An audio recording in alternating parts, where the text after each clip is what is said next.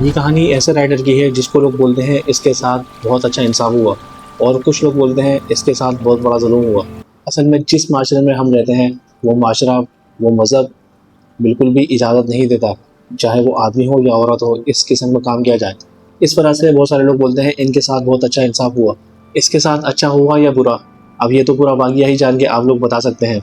Rider का नाम rice था और ये दिल लगा के डिलीवरी का काम किया करता था। किसी का भी पार्सल हो, टाइम पर पार्सल अपनी जगह पहुंचाता था। जैसे कि डिलीवरी बॉयज़ के अपने अपने एरियाज मुकर्रर होते हैं, इसी तरह इसको एक एरिया मिला था। एक दफ़ा क्या हुआ, इसको एक ऑर्डर आया जो कि उसको घर पे पहुंचाना था। वो ऑर्डर लेके उस घर पे पहुंच गया तो सामने से क्या देखता है, एक औरत निकली जिसने ऑर्डर रिसीव किया। शुरू शुरू में तो रईस बिल्कुल नॉर्मल, जैसे लोग डिलीवरी बॉय होते हैं ऑर्डर देके चले जाते हैं, इस तरह से रहा। लेकिन उस घर से हर 2 दिन बाद ऑर्डर आने लग गए। यहाँ पर उनकी थोड़ी सी सलाम दुआ भी हो गई, थोड़ी सी बात भी हो गई। उसके बाद क्या हुआ, अब ये लोग ऑर्डर के बाद भी फ़ोन पे बात किया करते थे।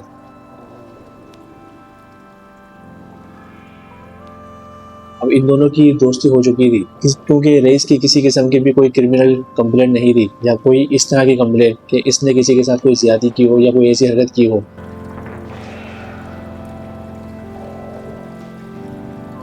ना कोई कंपनी में इसकी कंप्लेंट थी। ये अपना काम बिल्कुल सही तरीके से किया करता था। वह गुजरता गया, इनकी दोस्ती बढ़ती गई। यहाँ तक एक दिन ऐसा आया, जैसी औरत को मौका मिला उसने राइडर को अपने घर पे बुला लिया। घर पे उस दिन कोई भी नहीं था। बच्चे ट्यूशन पढ़ने गए हुए थे। रईस आमना नामी खातून के घर पे पहुंच गया और सीधा उसके बेडरूम में चला गया। खातून का कहना है कि ये जबरदस्ती मेरे बेडरूम में घुस आया था, मुझे ब्लैकमेल कर रहा था, मुझे हरेस कर रहा था। अब इसमें कितना सच है, अब खातून ऐसा बयान क्यों दे रही है? हो सकता है वो अपनी सजा से बचने के लिए ऐसा बयान दे रही हो, लेकिन कोई भी किसी के बेडरूम में इस तरह से नहीं घुस सकता। किसी में इतनी ताकत, इतनी जरूरत नहीं होती। खैर, रईस आमना के बेडरूम में घुस गया और दरवाज़ा बंद कर लिया। वहाँ पर इनको टाइम का पता नहीं चला, टाइम गुजरता गया। घर वाले वापस आ गए। बच्ची ने जब दरवाज़ा खटकाया तो अंदर से दरवाज़ा नहीं खुला। बच्ची ने जाके अपने दादा को बता दिया। जब दादा ने दरवाज़ा खटकाया तो भैया खुल जाओ, मैं हूँ। अंदर से आवाज़ें आ रही थी। ये लोग अपने काम में मसरूफ थे, टाइम का बिल्कुल भी एहसास नहीं हो रहा था।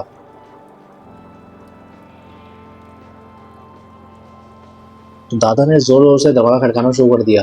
दादा समझ चुके थे अंदर कुछ ना कुछ गड़बड़ है, अंदर उनकी बहू के अलावा कोई और भी मौजूद है। बाहर भागने का कोई और रास्ता नहीं था। दादा ने फौरन अपने बेटे को वीडियो कॉल की और दरवाज़ा खटकाना शुरू हो गया। अचानक अंदर से दरवाज़ा खुला और रईस तेजी से निकल के भागा। उसको भागते हुए सबने देख लिया था। 10 मिनट के अंदर अंदर आमना का शौहर घर पे पहुंच गया, जिसका नाम फरहान था। उसके बाद आप जानते ही हैं क्या हुआ होगा। आपस में इन लोगों की काफ़ी लड़ाई हुई,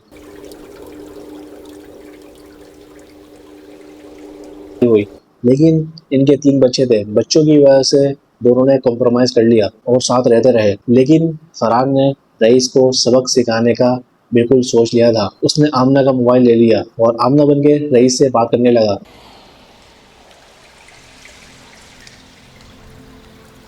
इसी तरह पूरा हफ्ता गुजर गया। पूरे हफ्ते इसने आमना बन के बात की। फिर दूसरा हफ्ता भी ऐसे ही गुजर गया। अब जैसे ही फरहान को मौका मिला, इसने रईस को घर पे बुला लिया और अपनी बीवी बच्चों को दूसरे कमरे में सुला दिया।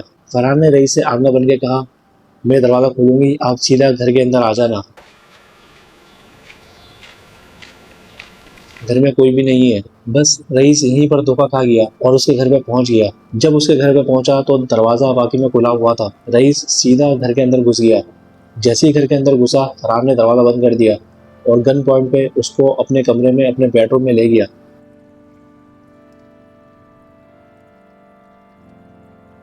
और वहीं जाके इसको रस्सियों से बांध दिया और बहुत ज़्यादा तशद्दुद किया। लेकिन फरहान का इरादा उसको जान से मारने का नहीं था, जो कि फरहान के साथ हुआ जुल्म हुआ। इसी वजह से वो अपनी दिल की भड़ास निकालना चाहता था और सिर्फ अपना बदला लेना चाहता था। लेकिन उसको जान से मारना बिल्कुल भी नहीं चाहता था। लेकिन तशद्दुद थोड़ा सा ज़्यादा बढ़ गया और रईस वहीं पर मर गया। ये देखकर फरहान बहुत ज्यादा परेशान तो हुआ, लेकिन अब कर भी क्या सकते हैं, रईस मर चुका था। फरहान ने वहीं से बेड की चादर ली और रईस के ऊपर डाल दी और चादर में उसको लपेट लिया और पूरी कोशिश की अकेला उसको उठा के गाड़ी में लेके जाए, लेकिन उसको उठाना बहुत ज़्यादा मुश्किल था। इस तरह से फरहान रईस को घसीटता हुआ गाड़ी के पास ले गया और गाड़ी की पीछे वाली सीट पर रख दिया।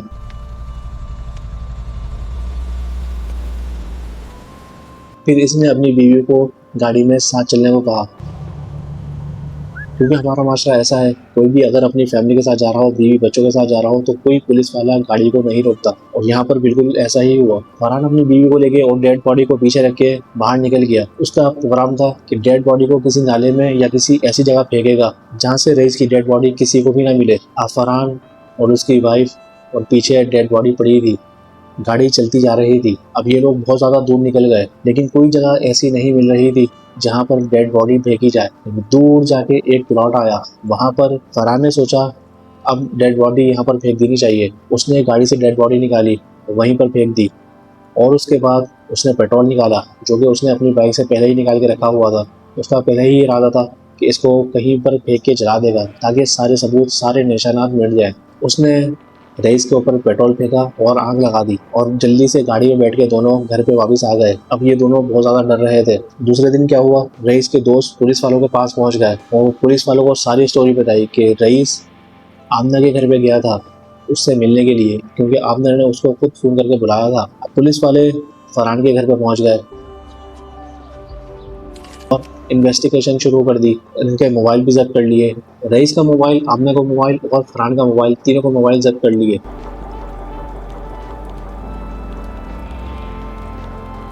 रईस की लास्ट लोकेशन के मुताबिक जो लास्ट लोकेशन थी वो फरहान का घर ही था। जब फरहान तशद्दुद कर रहा था तो साथ साथ वीडियो भी बना रहा था, जो कि बहुत ज़्यादा वायरल भी हुई थी।